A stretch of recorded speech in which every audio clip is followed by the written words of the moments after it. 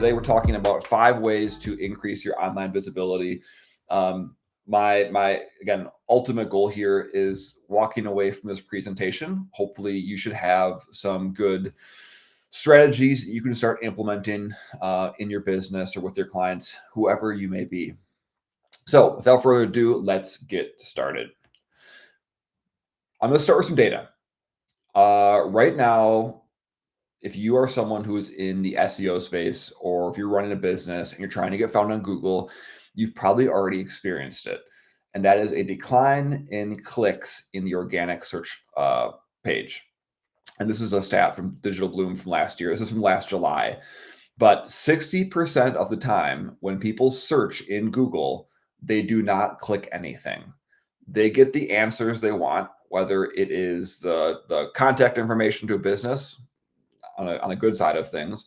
More commonly, there is something called the knowledge graph, which was basically pulling in scraped data from websites, and then it had a small little link out to the original source there to go back to that website. And then now, which is happening very, very prevalently, and I think will happen even more, is that when you type something into Google, it actually answers via an AI box at the very top of it. And people get their answer there. So again, 60% of searches nowadays do not end in clicks. Only 40% actually go through to a website. So if you're experiencing that on your side of things, where your impressions on your search engines are going up, but your actual clicks are going down, you are not alone. This is a trend. Now let's talk about LinkedIn. We're on LinkedIn right now.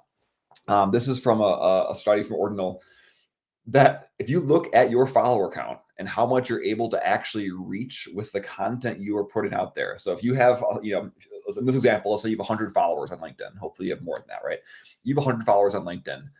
The reach from personal profiles is less than 20%. From company pages is somewhere in that 2 to 5% range of your followers.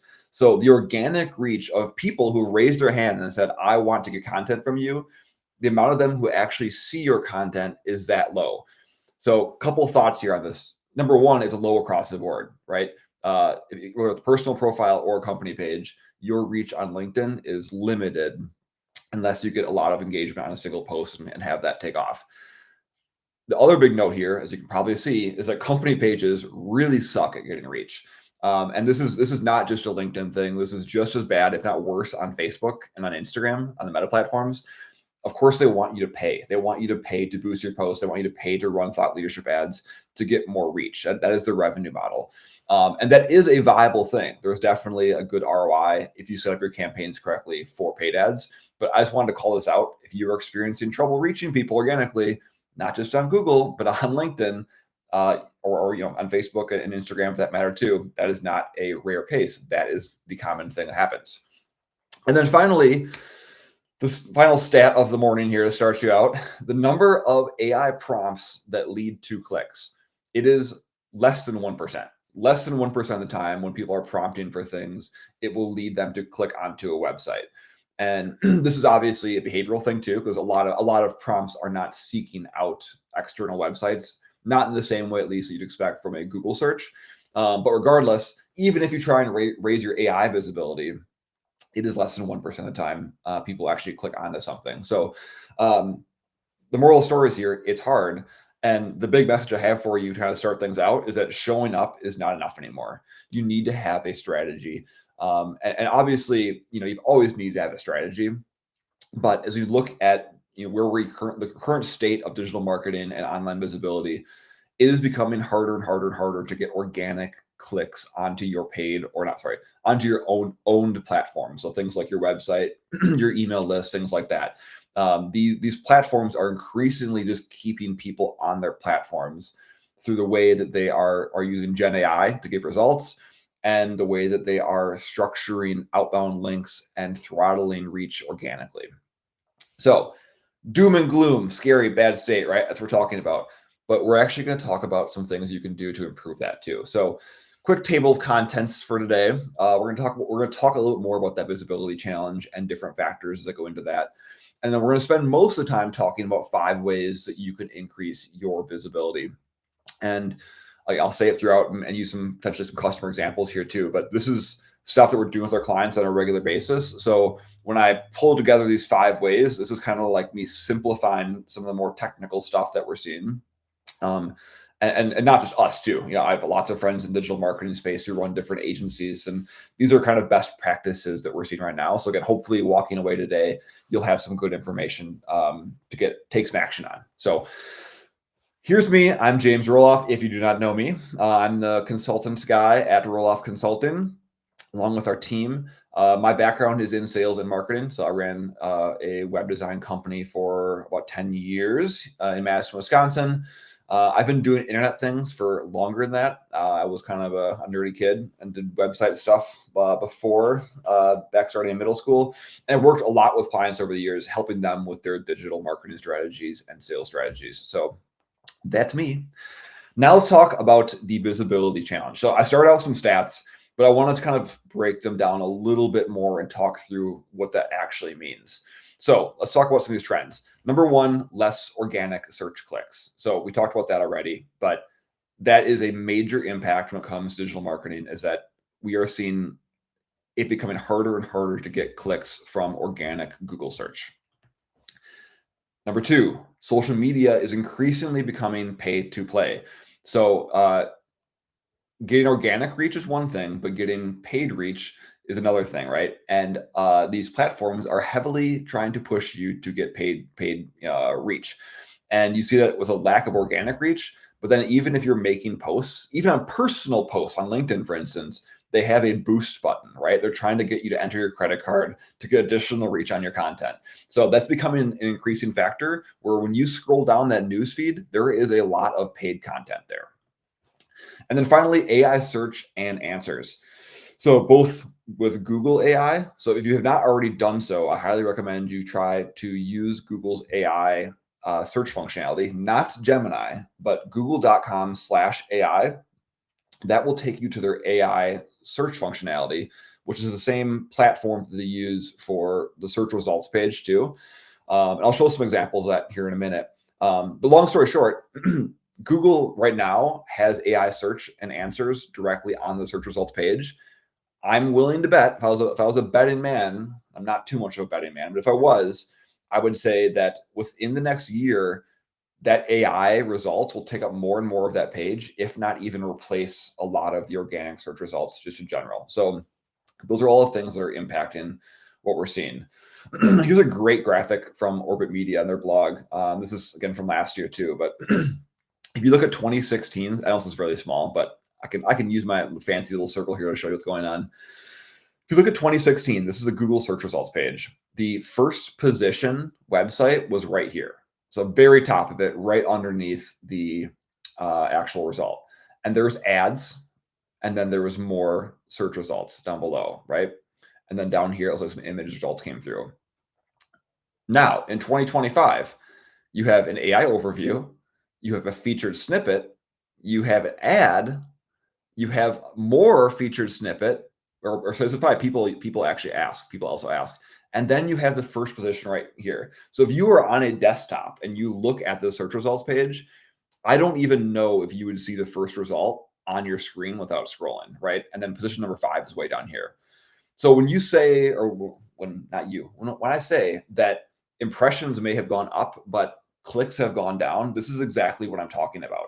This first position result right here is getting an impression from showing up on the search results page, but they're so far down that the chances they get clicked versus the AI snippet that people also ask, or the ads up top, has gone down dramatically. And here's an example from Google Search Console, just kind of showing that in action too. So purple line is weekly impressions, blue line is clicks. So there's a divergence. And interesting enough, I was always kind of interested to see where this diverts. And so us in the world of SEO, digital marketing, can look for major changes in algorithms based on when we see data changes. But you can see here, we're looking at spring of 2025. All of a sudden, this divergence happens where you get more impressions, but less clicks.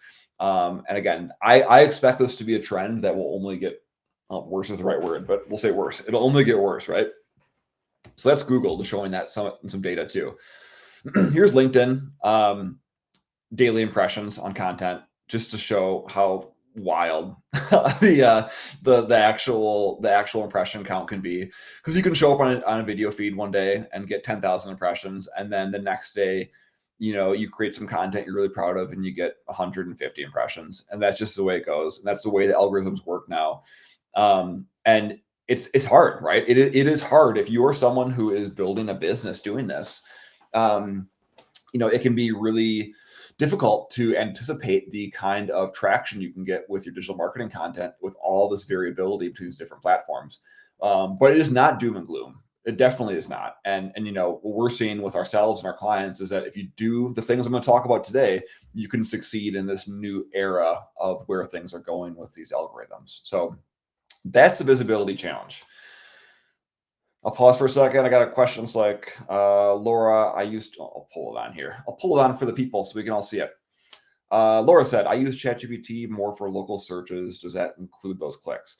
So yeah, if you are using ChatGPT and then you click onto a website, then yes, it would include in those clicks. It's basically looking at traffic versus prompt data on those platforms. So, and this is reference to me saying that 1% of AI searches end up showing up, or end up going through to a click to a website. So that's what I was in reference to.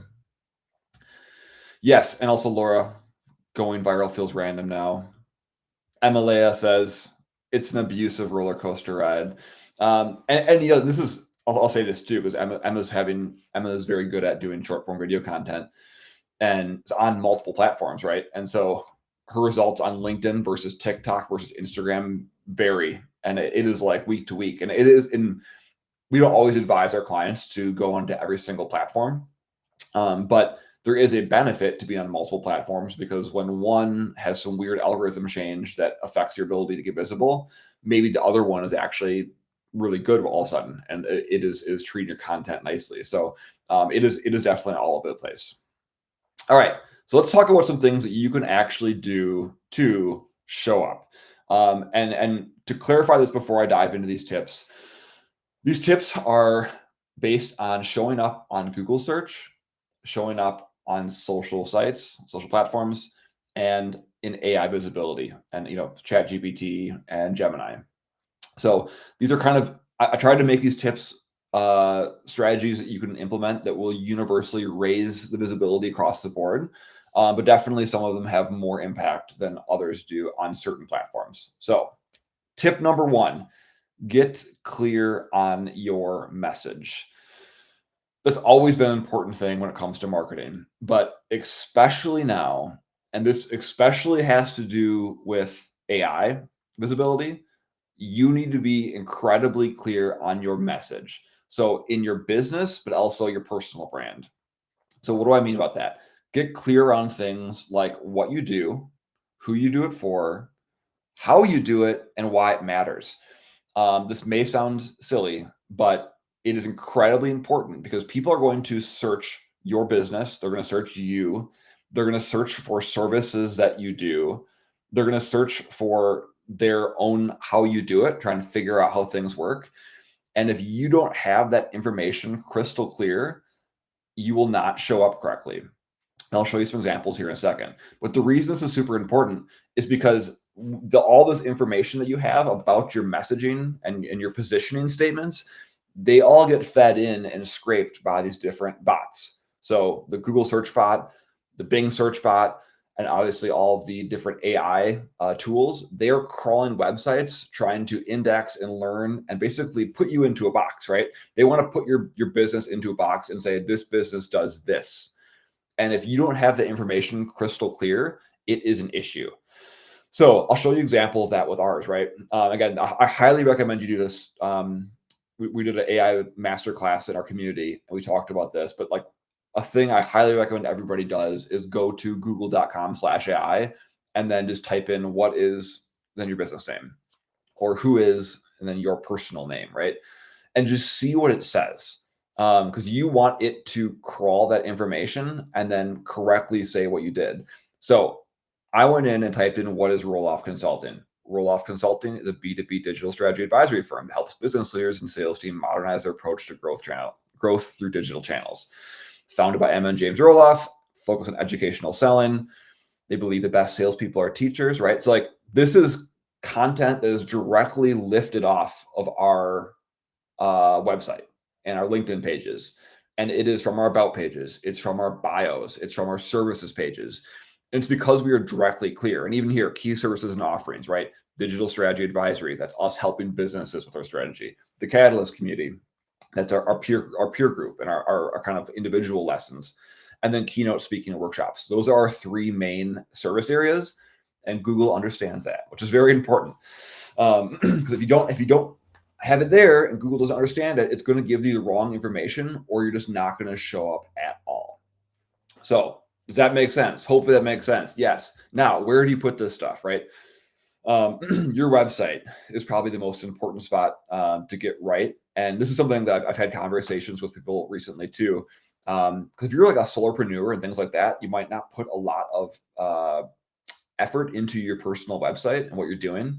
Or even as a professional, you might not put a lot of effort into your website, but it is increasingly important. Again, it's kind of like going back to the old days of SEO, because this is where your positioning content gets pulled from. So your homepage, your about page, your service or product pages, your team page. So we had a person in our community who runs their own business, and they are the sole employee. They're the founder. And on their about page, they don't have themselves listed. They don't have like a, about the founder page. And the goal there was to not look small, right? You don't want to look like the only person there. But that bio there and that you being listed there as the founder is going to show up in AI searches. So people search your company name, you want it to lift you up. They want you want to talk about you and your background and your experience. If people search for you individually and your personal name, if they search it in things like AI, so Gemini or ChatGPT, you want it to have really good information that points back to your website. You don't want it pointing to some other resource or some other web page that talks about you. You want it going to your website. So I highly, highly recommend that you have a bio and information about your team on there, because that's the kind of stuff that gets pulled into search. Your social profiles, and then I'll dive in a little deeper. Your social profiles. So on your LinkedIn profile, your about section, your experience section, your headline, make sure all of that is crystal clear about what you do, because that's all stuff that gets indexed. And then finally, listing services. And this is more so about local businesses. And Laura, I know you do some work with local businesses from a marketing perspective. If you're a national company or international company and professional services, listing services aren't that important. They're still important, not that important for SEO visibility. But especially if you're a local company, you want to make sure that your website and your business information is correct. So things like Google My Business, you have correct information there. You have phone numbers in there, street addresses, you have hours in there. All of that stuff helps raise your visibility from that perspective. So that is tip number one, get clear on your messaging. Tip number two is to optimize for people and robots. So the way that all of this stuff works is that robots, these guys up here, go through and crawl the internet. They bounce around, they follow link, and they follow link, and they follow link, and they index websites by looking at the content, looking at the headers, looking at the descriptions, looking at the videos, looking at the pictures. They see this. It's not super small, but they see source code, right? And they take all of that and they index it. And they are trying to, number one, understand what content is on that page. And then number two, they try and actually organize it in some way that makes sense. So they look at, what is this page actually about? What keywords is about? What's associated with? Number three, they say, how authoritative is this? Is this good content from a good source? So they look at links from other websites and say, are other websites linking to this website? Do they seem like they know what they're talking about? And number four, they look at user experience, which comes into this person right here, this little guy. He sees this. This is our website. We humans don't see source code. We see the website that gets generated from that source code.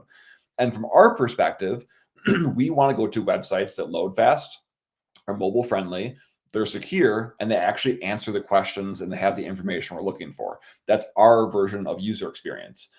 So these two things are actually closely related. And a good user experience for a human is a good user experience for a bot. So again, if it loads fast, it's secure, all that kind of stuff, has good content on it. So when you look at the way that these robots will rank websites and push websites in results, uh, you look at things like user experience as a key factor in how you rank. So what you need to optimize on your website, page speed. Your page speed needs to go and be at a reasonable rate. Things need to load quickly. There's Google has Google Page Speed Insights. So if you Google Page Speed Insights, you can run a test on your website, and it will tell you how you're doing, and it'll actually give you suggestions on things to improve. Same thing with mobile usability. Your website needs to be mobile friendly. This is not as big a deal as it used to be, where websites weren't, almost by default mobile friendly. But even now, you can mess that up by having buttons too close together or too small things for people to click on their fat thumbs. Accessible design, so things like good contrasts, making sure there's not too many moving things happening on the page or too many pop-ups. Content readability, is that the right word? Legibility. I think it actually is readability in this context. So are you using headers? Are you using bullet points?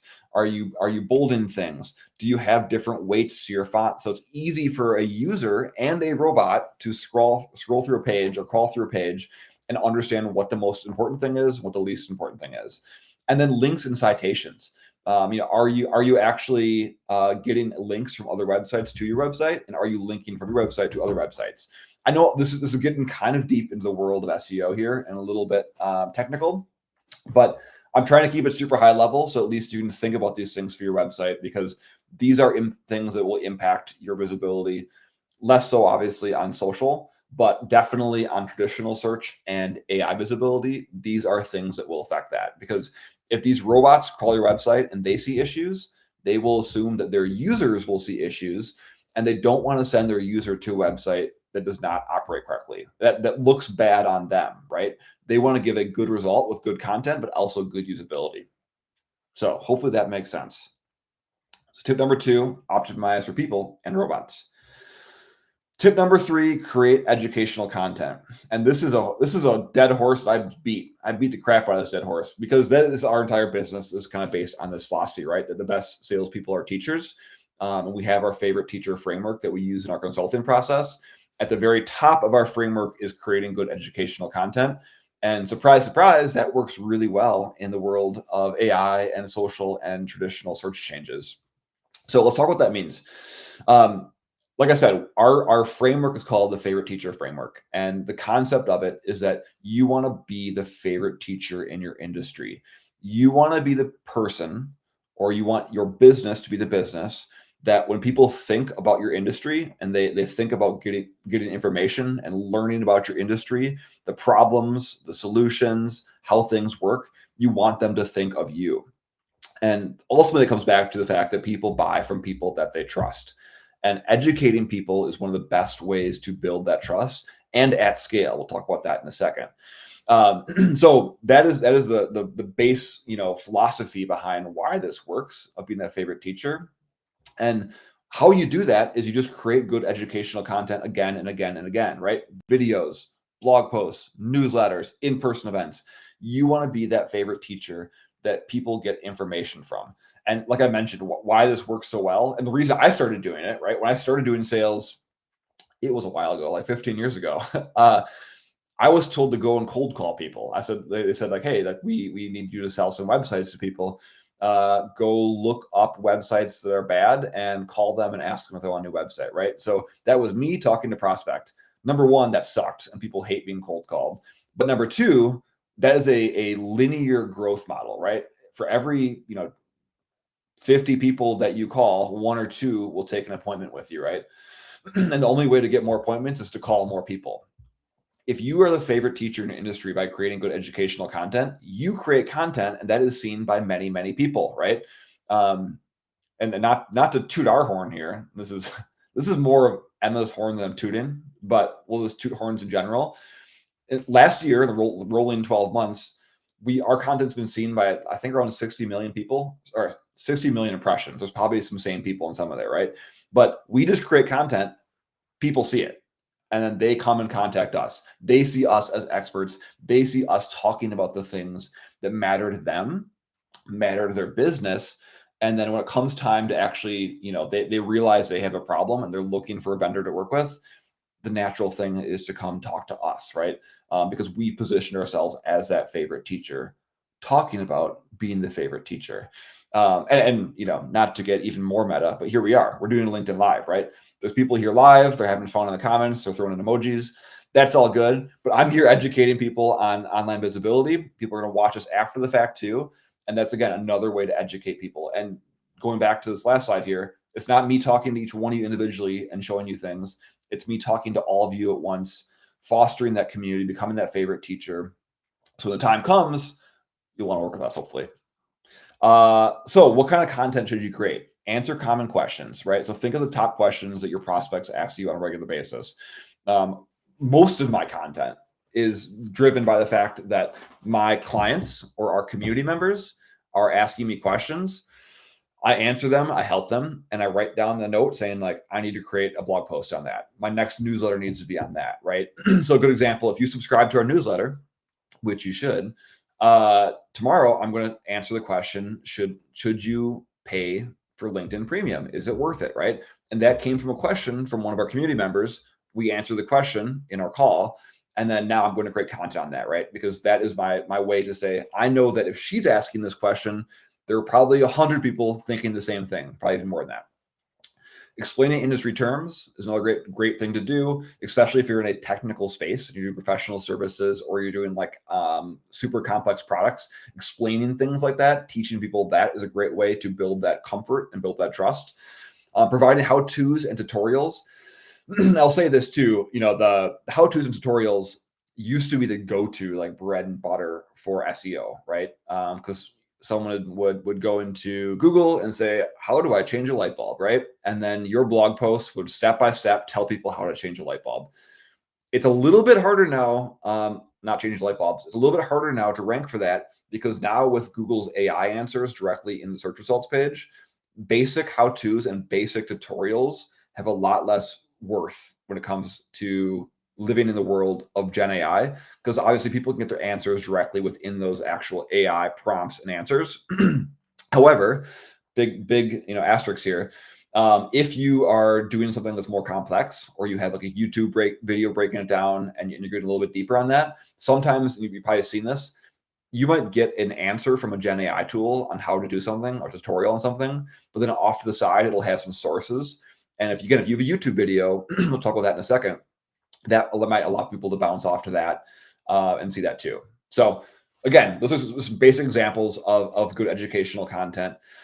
Another good thing to look up, and this is something that's been true from Google for a while now, even pre-AI, they have something called the EAT framework, and that is experience, expertise, authoritativeness, and trustworthiness. And this is how they rank things now in the world of lots of spam and garbage content out on the internet.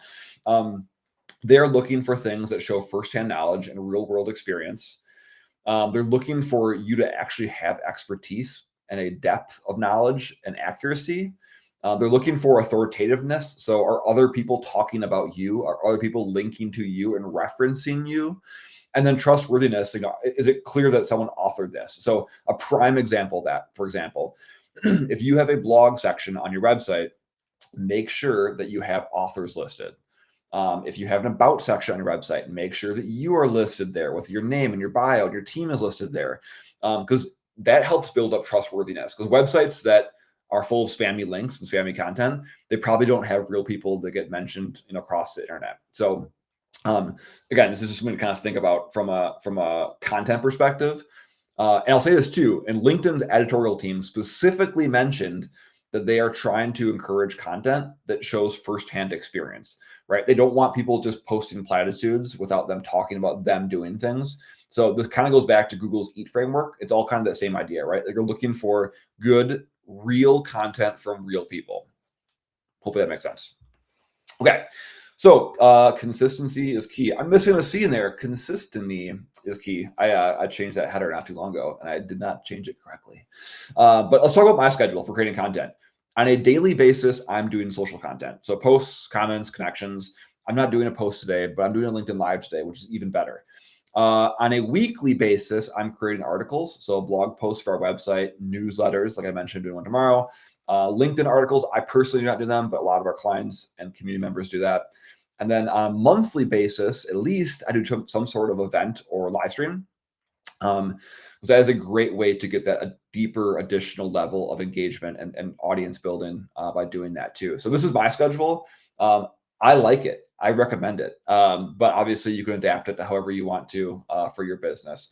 The key here is 1% rule. And this is a slide on every single presentation I do. Emma mentioned in her social media post on LinkedIn, we are creating a book. I talk about it, or we talk about it in the book.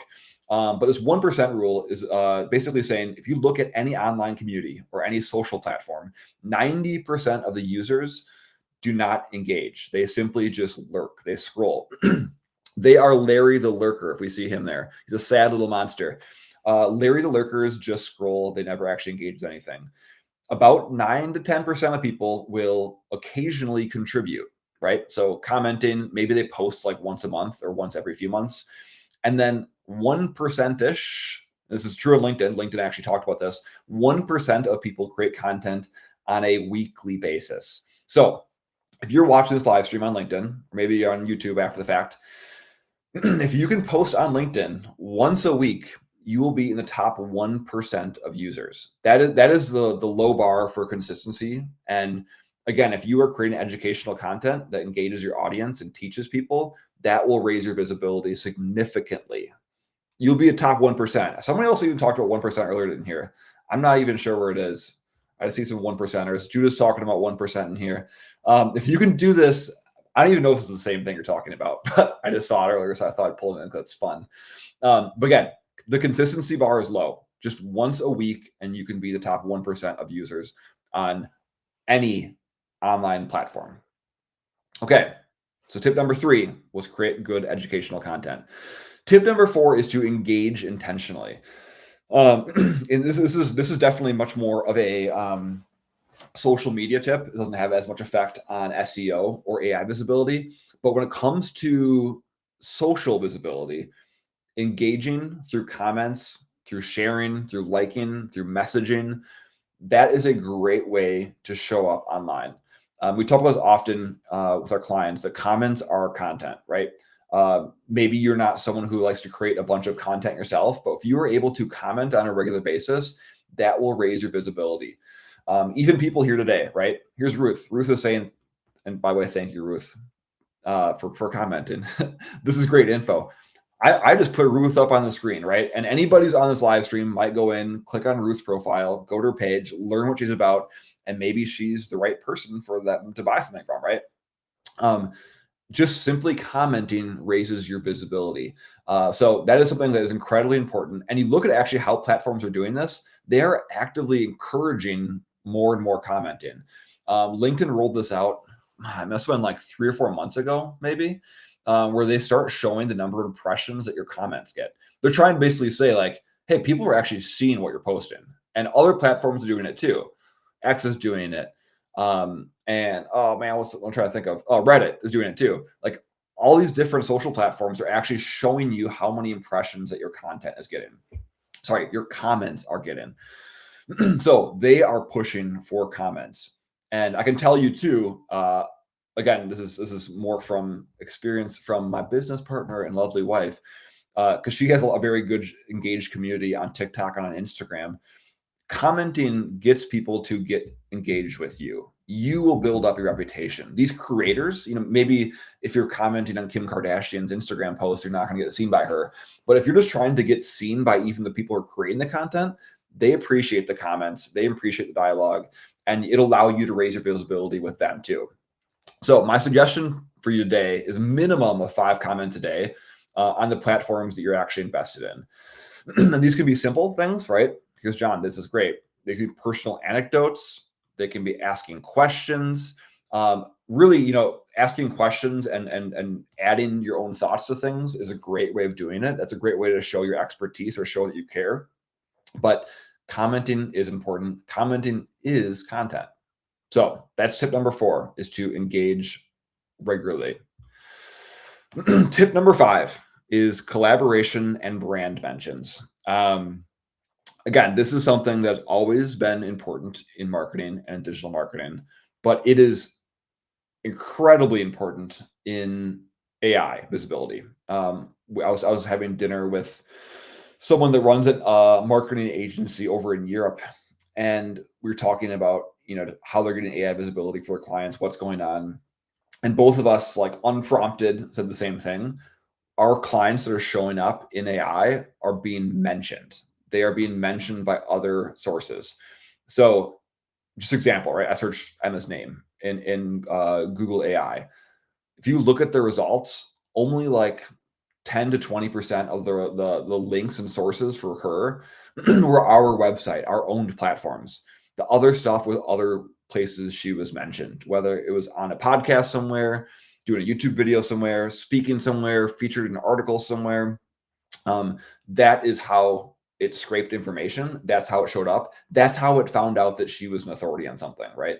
Again, this goes back to why I highly recommend you go to Google AI and you go into ChatGPT and you prompt asking about who you are. Try and figure out how your business and how you are listed in those platforms. Go over and look at the sources. And that's going to be a great way to understand how you're being seen. And the fact that like that is how you're being, like, it'll show you how you're being seen, what content it's pulling from.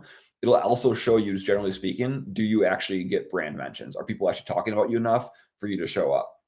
Sorry, got a frog in my throat. Ruth asked a question. Quick, I'll pause here for that one.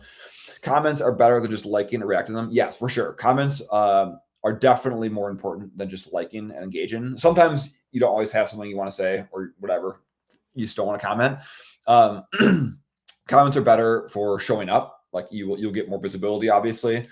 They are better for building that relationship with the creator himself, but also with other people in there. And then comments are a lot better for the creator. When you look at algorithms, there is a much bigger lift from an impression side of things if people are commenting versus if people are just liking and reacting to it. So you are doing the creator a favor by commenting as well. Okay, that was AI. We're just looking at LinkedIn now, right? Like if you search Roloff Consulting, other people's content shows up, right? Here's Tammy talking about our Ignite conference back in November. Say we're coming up. We're going to do another one this year, so get ready. Keep your eyes peeled for that. And here's a guy named Billy. Billy is sharing a blog post I have talking about influencing versus serving, the right way to use social media. He tagged me in it. That's how I was showing up, right? So even on social media platforms, these collaborations and brand mentions are really important too. But I just want to really highlight they're very, very important for AI visibility. Let's talk about some ways to do that and some things that we've seen working with some of our clients. Podcasts. Some people feel like podcasts are overdone. I don't think so. I still like podcasts. And you don't have to start your own podcasts to get the benefit of podcasts when it comes to visibility online. You can go on other people's podcasts. You can network with people. So I highly, highly encourage that.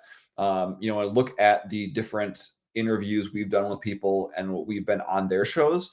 It's people in our network. It's us just networking and talking to people. And sometimes people come to us and ask to be on our stuff, but more likely than not, if you just meet with someone and they're interesting, or if you're interesting and you have something to say, people who run podcasts want to have you on. So that is a great way to do it.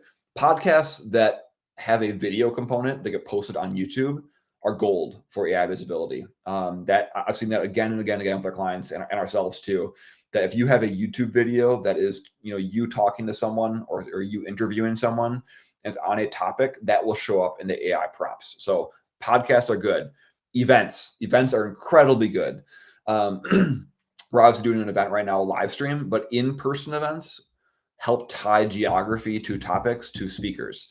And again, we've seen this a bunch with ourselves and our clients, that if you are regularly, putting on events, if you can even do 2 or 3 speaking engagements a year. Maybe you're on a panel. I shouldn't say just on a panel, but if you can be on panels even too, right? You don't have to give a keynote.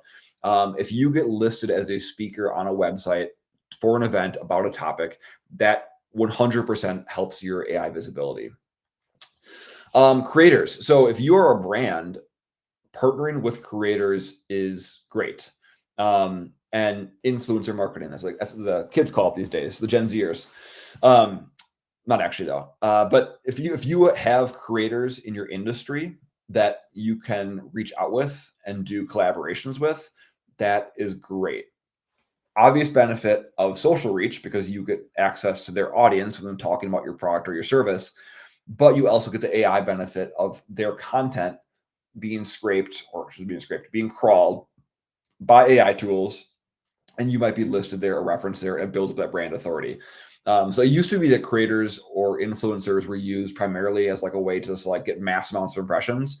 But now I see it as even more important to help raise general visibility across AI, traditional search, and social. My big tip there too is like creators do not need to be some massive, 1 million plus following, right? You can find creators with 5,000, 10,000, 30,000 followers, and they can provide some great lift for you and actually be fun to work with, and obviously a lot less expensive to work with.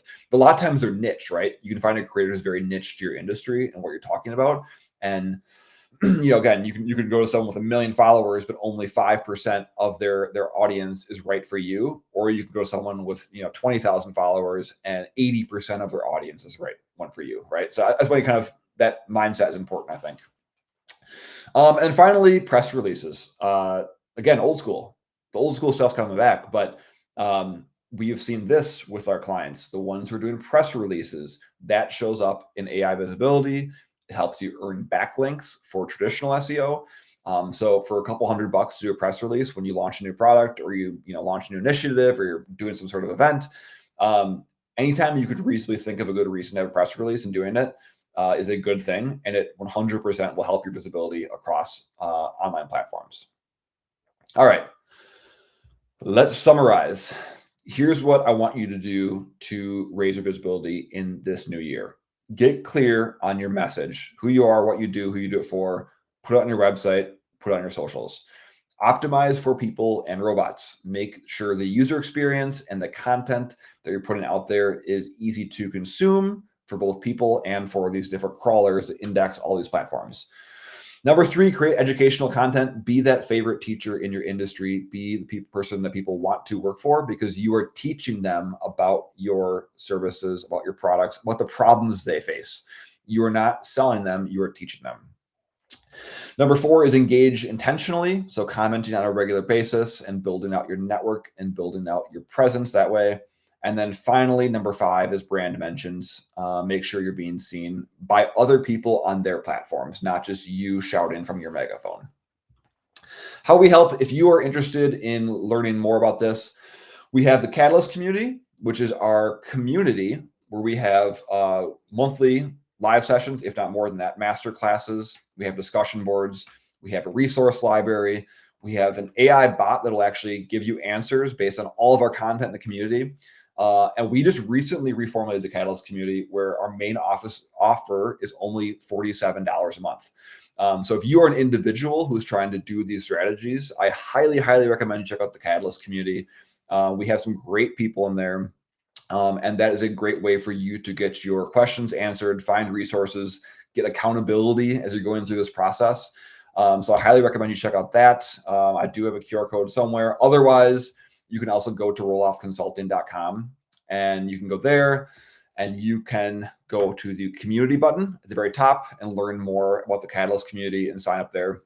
Like I said, it's only $47 a month for our main offer. We have the Leadership Lab, which includes like live weekly group coaching for people that are looking for that next level of support. But our main community offer is only $47 a month now. That's a great spot for individuals. If you are a business, definitely make sure to check us out. We have our advisory services. So we will work one-on-one with businesses. We audit your strategy, give you a roadmap for growth, and then actually help you execute on that. So that's Roloff Consulting. And now I'm going to pause and answer any questions that people may have. Again, I know that number one, there's a lot to unpack here. This is kind of skimming the surface, but a big part of my goal as being a favorite teacher is I try and simplify things as much as possible. So I will tell you that the biggest difference between people who are successful with digital strategy versus those who are not are the ones who are successful take action.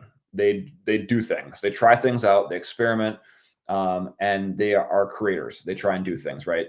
And I found one of the biggest impediments to people taking action is fear. They're just afraid of moving forward. It's too complex. It's too overwhelming. So my goal here, hopefully I did today, was give you some high-level actionable strategies that you can implement that will allow you to take action and start to learn.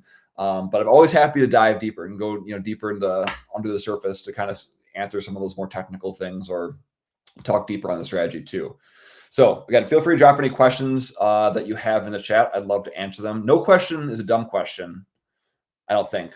I'll let you know if it is, but I haven't experienced too many dumb questions on LinkedIn Lives, only some really weird stuff. And there's also a couple minute delay between me talking right now and the chat that's coming through too. So if I don't answer your question because you type it in after the fact, I will go back and answer you in the actual comments itself too. So I'll hang out here as we wait for any questions to come through. We got people repping here. We got Curtis, Catalyst community for the win. Curtis he's a favorite of mine in the Catalyst community. Everyone's a favorite, but Curtis is a great dude. And if you want to see some great educational and entertaining content, check out Curtis's page, click on his profile. And I don't know, I'm told, happy birthday, Curtis. I think it's his birthday today. So it was not his birthday. This is weird, but I think, Curtis, it's your birthday. So happy birthday, Curtis. Weston's on our team. He said the Catalyst community is place to be. So if not trying to make us a Catalyst community plug the entire thing, but it's a great spot to learn more about this. Judah, embrace the uncomfortable. Yes. And with all this stuff, and this is not just about content creation, although some of the stuff we talked about here today is content creation. It's just like anything else in life. And we have young kids, so they don't want to do some things. They don't want to go in the deep end of the pool. I don't either, but they don't want to go in the deep end of the pool. They're scared to go on their rollerblades down the driveway, all these things, right? But it's because you haven't done it before. You haven't done enough reps to get the benefit of it and get comfortable with it. But the more you do it, the more comfortable you'll get. So I love that embrace the uncomfortable. The other way you hear this sometimes is do it scared, right? If you're going to do it, you're going to be scared, but you just got to do it scared, right? Is the other thing I like to say in that side of things. All right, other stuff that's coming through here. Weston James is paying to have your top sponsored link on Google for certain top searches for terms, phrases worth it. Yeah, Google Ads is still definitely worth it. And if I had a very good crystal ball, which I think is probably obvious for people who are in our space, though, there's going to be ads in ChatGPT soon. There's going to be things like that where all these platforms are just going to be pay to play, and the businesses that will be successful are the ones that are experimenting earlier on, so that when the time comes that these things roll out and they really take off, they'll have already done some of the reps like we just talked about, right? They've already experimented with different ad types so that when this new ad type comes out, it's an easy lateral move. It's not like we're starting from zero, right? So that's one thing I would say is I definitely think that paid ads are still worth it. And I definitely dabble in them because it's going to allow you to make sure that when the time comes that new ad types come out, you already have some experience in that. All right, Ruth, challenges the Catalyst community put on are great. The whole team becomes your cheerleading squad. Encourage. Yeah, that's kind of the goal, right? We in the Catalyst community, we want to teach people on the different topics related to sales and marketing and thought leadership. But a big part of what we do is literally just encourage people, right? It's to get over that fear. It's to actually take action and have people who are lovingly holding you accountable is a big part of what we do in the Catalyst community. So. Okay, trying to get any questions, and I apologize again if I miss some. My chat feed here across the platforms is crazy. Earlier comment, Josh, love this. A phone call reaches one person, one piece of content can be seen by thousands. Yeah, this goes back to our favorite teacher framework, right? The whole idea that the goal of it is to build trust at scale. If you become that favorite teacher through content creation, you can build trust at scale, and it makes sales and business development much more enjoyable. Well, if there's no more questions, I appreciate you joining today. I hopefully there's some good information that you got out of it. And I'll leave a little passing note here that I won't even be able to see the comments until after I end the stream. But if there's one big takeaway that you had from today's presentation, I'd love to hear it in the comments. I always like to kind of see what the big takeaway is that people have. Again, if you have any questions, trouble getting started, things after the fact, just leave a comment in this event here. Shoot me a DM. We'd be happy to talk to you. So thanks again for joining, everyone, and have a wonderful day.